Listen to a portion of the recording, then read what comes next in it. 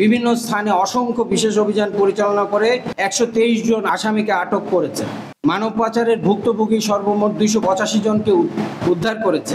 সীমান্তকে দৃঢ়তার সাথে নিয়ন্ত্রণের মাধ্যমে সুরক্ষিত জনপদের দৈনন্দিন জীবনকে নিরুদ্যোগ রাখতে সমর্থ হয়েছে। নজরদারি ও পেশাদারিত্বের এমন নজির বিশ্বের অন্য যে কোনো সংঘাতপূর্ণ সীমান্তে খুবই বিরল।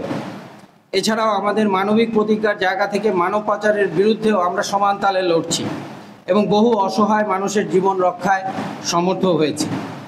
সাম্প্রতিক সময়ে অর্জিত অসংখ্য সাফল্যের ফলে আজ টেকনাফ জনপদের স্থানীয়দের মাঝে আমাদের প্রতি গভীর আস্থা তৈরি হয়েছে।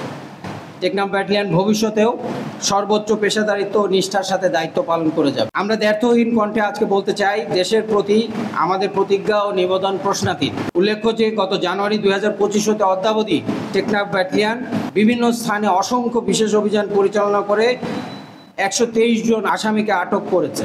মানব পাচারের ভুক্তভোগী সর্বমোট 285 জনকে উদ্ধার করেছে।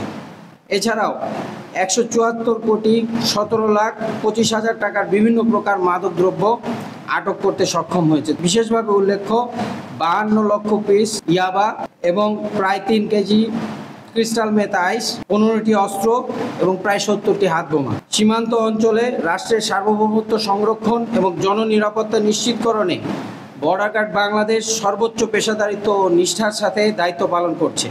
সীমান্ত এলাকায় মাদক, মানব পাচার সহ সকল আন্তঃসীমান্ত অপরাধ প্রতিরোধে বিজিবির এই বলিষ্ঠ ও কার্যকর ভূমিকা আগামীতেও অব্যাহত থাকবে।